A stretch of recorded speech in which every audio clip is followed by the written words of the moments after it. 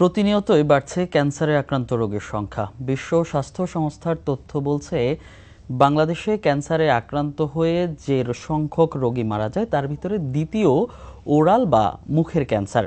দর্শক, বদ্যিবাড়িতে আজকে আমরা কথা বলবো এই মুখের ক্যান্সার নিয়ে। আর কথা বলার জন্য আমার সাথে বদ্যিবাড়ি স্টুডিওতে আছেন ডাক্তার আব্দুল্লাহ আল মাসুদ, সহকারী অধ্যাপক, ওরাল অ্যান্ড ম্যাক্সিলোফেশিয়াল সার্জারি বিভাগ, ঢাকা ডেন্টাল কলেজ ও হাসপাতাল। স্যার, আপনাকে স্বাগত। আপনাকেও স্বাগতম এবং ধন্যবাদ এখানে ডাকার জন্য। কেমন আছেন? অনেক ভালো আছি, আপনি নিশ্চয়ই ভালো? জি আলহামদুলিল্লাহ। স্যার, আমরা আজকে মুখের ক্যান্সার নিয়ে কথা বলছি। শুরুতেই যদি আপনার কাছে জানতে চাই, মুখে ঠিক কি কি ক্যান্সার হয়ে থাকে? প্রত্যেকটা ক্যান্সারের আসলে ধরন আছে। যেমন ধরেন যে মুখের যে টিস্যু বা মুখ যে জিনিস দিয়ে গঠিত সেই জিনিসের ক্যান্সার মুখে হবে। যেমন মুখের ভিতরের যে আবরণটা আমরা দেখতে পাই সেটি হচ্ছে, কিন্তু আপনি দেখবেন যে আমরা গাল ফুলালে ফুলে, সো এই আবরণটা একটা স্পেশাল নাম আছে যাকে বলে হচ্ছে আমরা স্কোয়ামাস সেল। স্কোয়ামাস মানে হচ্ছে, স্কোয়ামাস সেল হচ্ছে আপনার আপনি প্রসারণ করতে পারবেন, যার ধরুন মুখ আমরা প্রসারিত করতে পারি, সংকুচিত করতে পারি। সো এই জন্য এখানে সবচেয়ে বেশি হয় হচ্ছে 90% ক্যান্সার হয় হচ্ছে স্কোয়ামাস সেল কার্সিনোমা। মানে এই স্কোয়ামাস সেলটা হচ্ছে যখন কার্সিনোমাতে রূপান্তরিত হয়ে যায় তখন হচ্ছে এটাকে বলা হয় স্কোয়ামাস সেল কার্সিনোমা। এরপরে আসি হচ্ছে মুখের মধ্যে আমাদের কিছু স্যালাইভারি গ্ল্যান্ড আছে যেগুলোর কারণে হচ্ছে মুখ ভিজা থাকে, মানে মুখের মধ্যে পানি সাপ্লাই দেওয়া হয়। তো যেই টিস্যুগুলো পানি সাপ্লাই দেয় মুখে, সেই স্যালাইভারি গ্ল্যান্ড থেকে কিছু ক্যান্সার হয়। যেমন ওই গ্ল্যান্ড থেকে যেগুলো হয়, যেমন ধরেন যে মিউকোপিডার্ময়েড কার্সিনোমা, অ্যাডিনোসিস্টিক কার্সিনোমা, এগুলো হয়। তো এইগুলো হচ্ছে কার্সিনোমা। ক্যান্সার আসলে অনেক প্রকারের। একটা হচ্ছে কার্সিনোমা, আবার হচ্ছে সার্কোমা। তো সার্কোমা হয় আবার বিভিন্ন ধরনের সার্কোমা হইতে পারে, যেগুলো বোনস থেকে হয় সেগুলো হয় অস্টিওসার্কোমা। বোনের যে কার্টিলেজ সেখান থেকে হইলে কন্ডোসার্কোমা। তো সার্কোমার রেটটা বাংলাদেশে কম। বাংলাদেশে সবচেয়ে বেশি হচ্ছে স্কোয়ামাস সেল কার্সিনোমা। হচ্ছে ওভারঅল মুখের যত ক্যান্সার আছে এর মধ্যে 90% হচ্ছে স্কোয়ামাস সেল কার্সিনোমা। আচ্ছা, আমাদের দেশে এই পরিসংখ্যানটা কেমন? আমাদের দেশে হচ্ছে অ্যাকচুয়ালি যেহেতু ন্যাশনাল ওয়াইড আমাদের কোনো স্ট্যাটিস্টিক্যাল ওইরকম রেজিস্ট্রি নাই, সো অ্যাকচুয়ালি বলা খুব মুশকিল। কিন্তু আমাদের দেশে কিছু কিছু স্টাডি আছে যেখানে হচ্ছে আমাদের ওরাল ক্যান্সার হচ্ছে সেকেন্ড মোস্ট কমন ডিজিজ, যার জন্য হচ্ছে মানুষের মৃত্যু হচ্ছে আর কি। জি স্যার, আমরা কিছু এরকম রোগীর সাথে কথা বলেছি এবং যাদের এরকম টিউমার হয়েছে বা মুখে ক্যান্সার হয়েছে এরকম অনেকগুলো রোগীর সাথে আমরা কথা বলেছি। একটু শুনে নিব আসলে তারা কি বলছে। হ্যাঁ,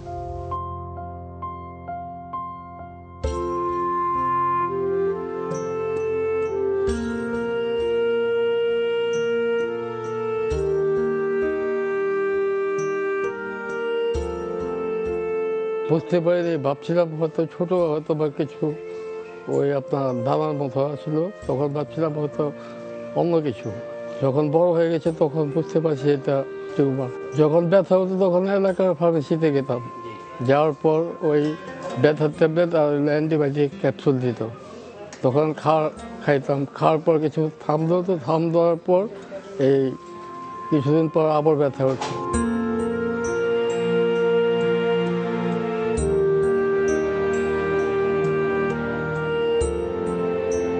ভিতর তো ফাইটে বালতি লইলে আধা বালতি রক্ত দাঁড়ে এখনো, জ্বালা যন্ত্রণা, গা জরুরে, মানে ব্যথা করে, মাথা চিবাত থাকা, মাথা ব্যথা করে।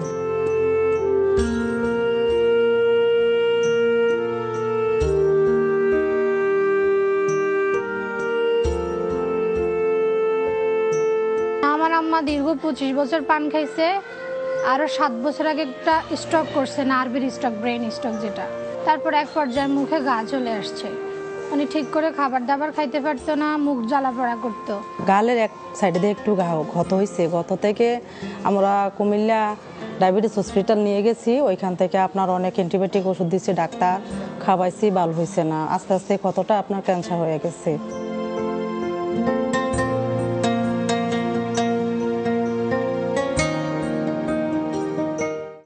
স্যার, আমরা যদি একদম শুরু থেকে আসি, যে একজন যে শুরুতে যে রোগী বলছিলেন তিনি কিন্তু দুইটি বিষয় আমাদেরকে কনফার্ম করেছেন। একটি হচ্ছে তার শুরুতেই যেই গোটার মতো হচ্ছিল সেটা তিনি বুঝতে পারেন নাই, অর্থাৎ সেখানে তিনি কালক্ষেপণ করেছেন একটা বিষয়। আরেকটা বিষয় তিনি বলেছেন, যখন তার ব্যথা হতো তখন তিনি ফার্মেসিতে যেতেন এবং অ্যান্টিবায়োটিক খেতেন। এই বিষয়টাকে আসলে কিভাবে দেখছেন?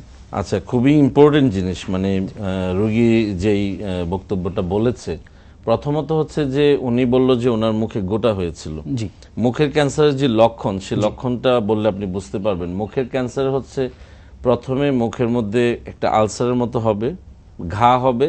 সেই ঘা কিন্তু প্রথমে ব্যথা হবে না, জি, এবং সেটি আস্তে আস্তে বাড়তে থাকবে। তো আমরা সাধারণত ব্যথা না হওয়ার কারণেই কিন্তু এটাকে কেয়ার করি না, আমরা মনে করি যে এটা ভালো, কিন্তু আসলে কিন্তু মানে সেটা ক্যান্সারের রূপ নিয়ে গেছে। জি, এবং সেই জায়গাটিতে হচ্ছে ডিলে হয়। একটা ওভারঅল স্ট্যাটিস্টিক্সে দেখা যায় যে বাংলাদেশের মানুষ 70 থেকে 210 দিনের মতো হচ্ছে দেরি করে। জি, মানে দেরি করে তারা হচ্ছে একদম চূড়ান্ত পর্যায়ে ট্রিটমেন্টের জন্য আসে। তো ক্যান্সার সাধারণত যে মেসেজটা দিতে চায় যে ক্যান্সার, ওরাল ক্যান্সার প্রথমে হচ্ছে ব্যথা থাকে না। জি, যখন এটি দাঁতকে ইনভলভ করে, আরও সাইডকে ইনভলভ করে, তখন হচ্ছে ব্যথা শুরু হয়। আচ্ছা, এবং ব্যথা শুরু হওয়ার সময় সে যখন ডাক্তারের কাছে যায়, অনেকেই মুখের ব্যাপারটি না দেখে ওনাকে অ্যান্টিবায়োটিক, পেন কিলার এগুলো দিতে থাকে।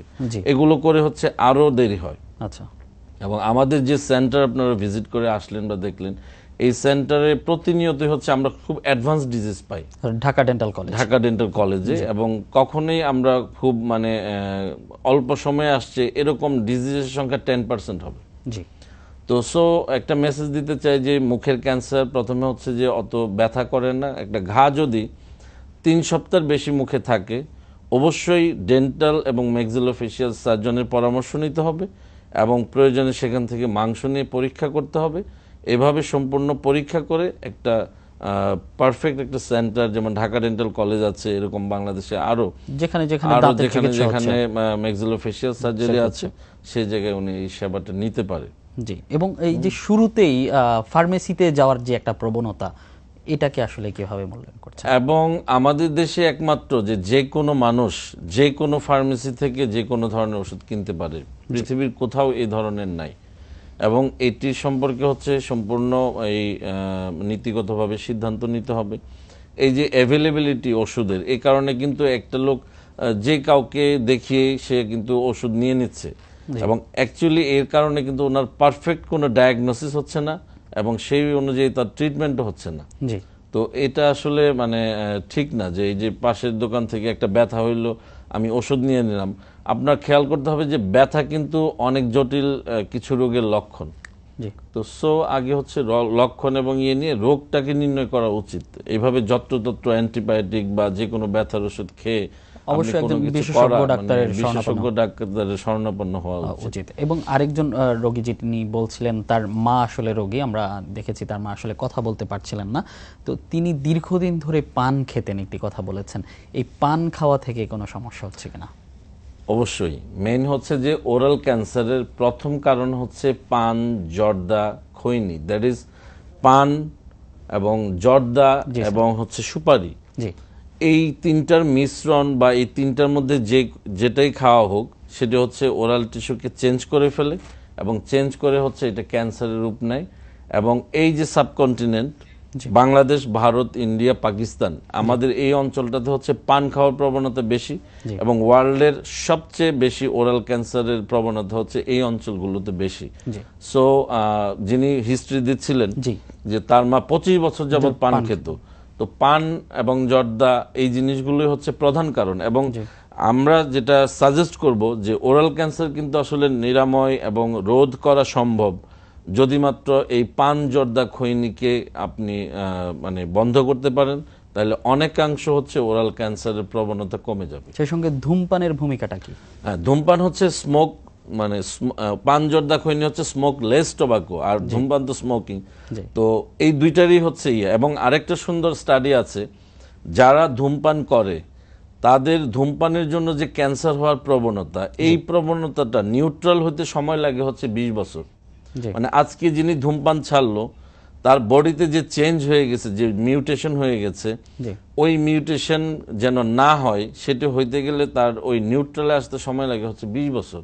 তার মানে কতটা মারাত্মক। জি। সো এই ধূমপান এবং পান জর্দা খৈনি এগুলো হচ্ছে ওরাল ক্যান্সারের মেইন কারণ। এবং আরেকজন বলছিলেন ডায়াবেটিসের কথা একসঙ্গে, এবং তিনি মনে করছিলেন যে মুখে ঘা তার মানে হচ্ছে ডায়াবেটিস হয়েছে, এবং ডায়াবেটিসের চিকিৎসা নিয়েছে তিনি দীর্ঘদিন ধরে।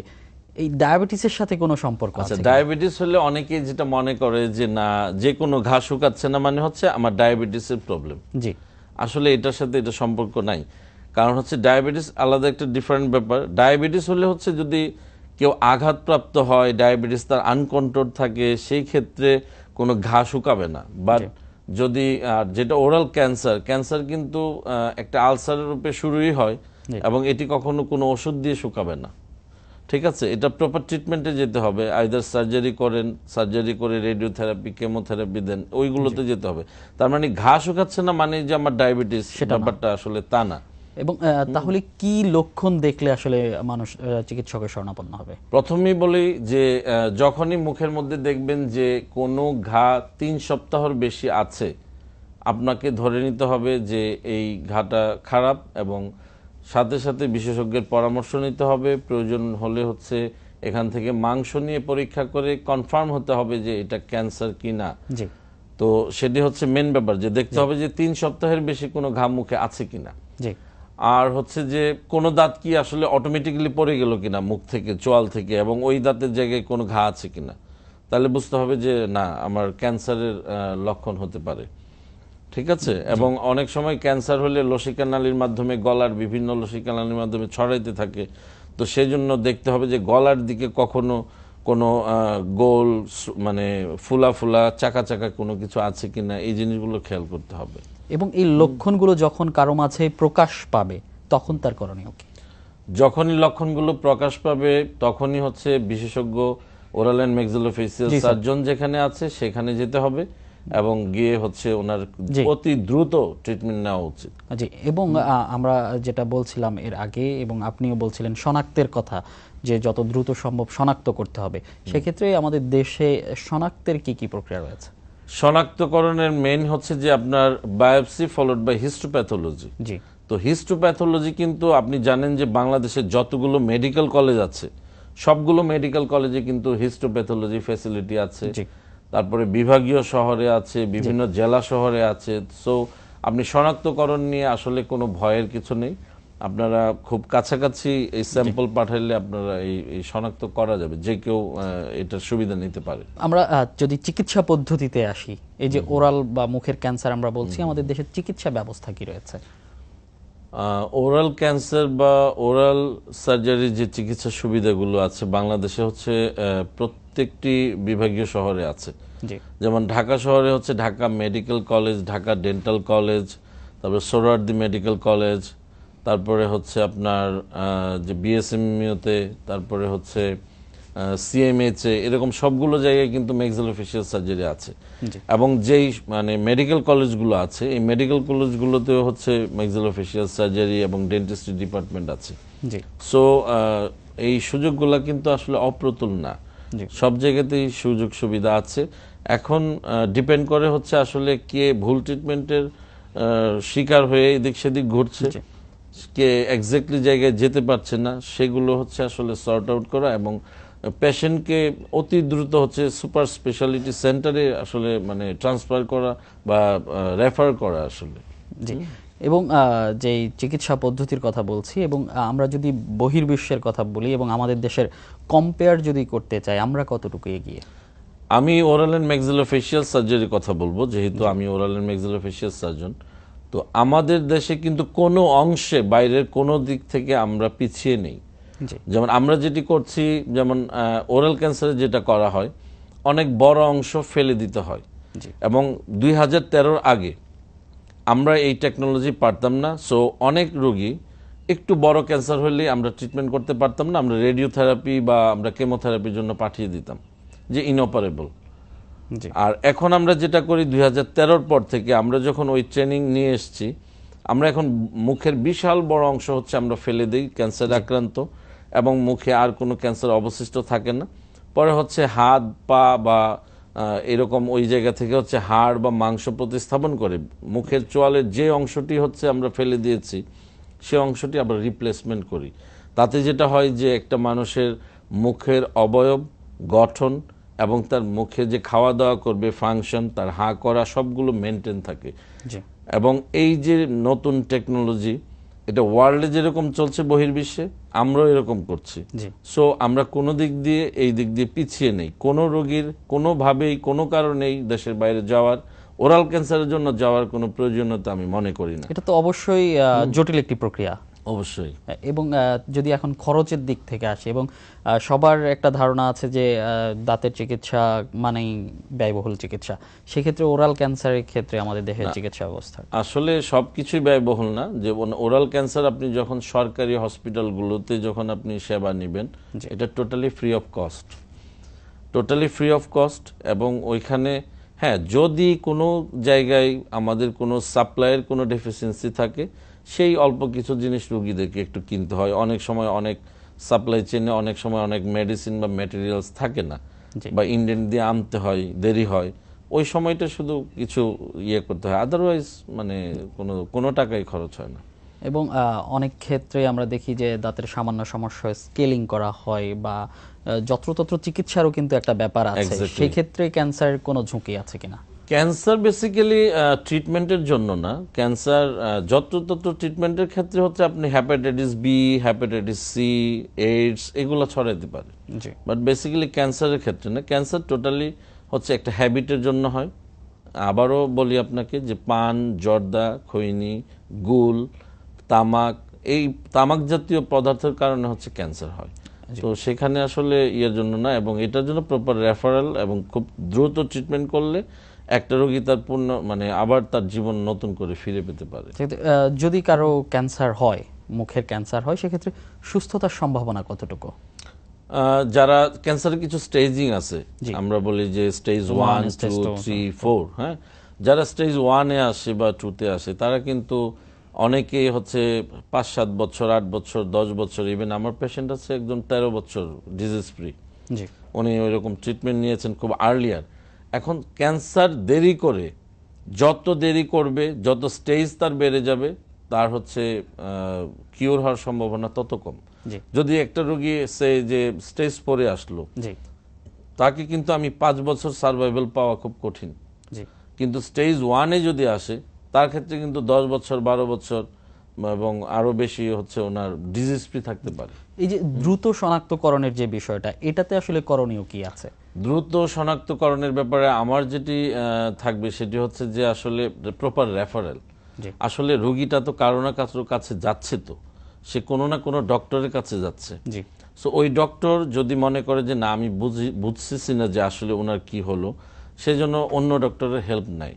কেউ যেন রোগীকে তার নিজের কাছে বসে বসে সময় ক্ষেপণ না করে, প্রপার জায়গায় প্রপার রেফারেল যদি করে, তাহলে রোগীটাও খুব দ্রুত সেবা পাবে এবং তার মানে সে ডিজিজ ফ্রি হয়ে যাবে। অর্থাৎ আমাদের রোগী এবং চিকিৎসক সবাইকেই সচেতনতার পরিচয় দিতে হবে, সচেতনতার পরিচয় দিতে হবে এবং মোরালিটিরও পরিচয় দিতে হবে। জি, অসংখ্য ধন্যবাদ স্যার আপনাকে আপনার সময় দেওয়ার জন্য বদ্বীবাড়িতে। আপনাকে অনেক ধন্যবাদ যে এই আপনাদের মাধ্যমে এখানে এসে অনেক কিছু শেয়ার করতে পারলাম। এতে যদি আসলে আমাদের রোগীদের উপকার হয়, তাহলে আমাদের এই অনুষ্ঠানও সার্থক হবে, আপনাদের ডাকাও সার্থক হবে। দর্শক, বদ্বীবাড়িতে আজকে কথা বলেছি মুখের ক্যান্সার নিয়ে। অর্থাৎ সচেতনতার কোনো বিকল্প নেই, অবহেলা নয়, দ্রুত যে কোনো লক্ষণ প্রকাশ পেলে চিকিৎসকের শরণাপন্ন হন। আজ এ পর্যন্তই, দেখা হবে অন্য কোনো অতিথি নিয়ে অন্য কোনো পর্বে। ততক্ষণ ভালো থাকুন, সুস্থ থাকুন আর সঙ্গে থাকুন সময়ের।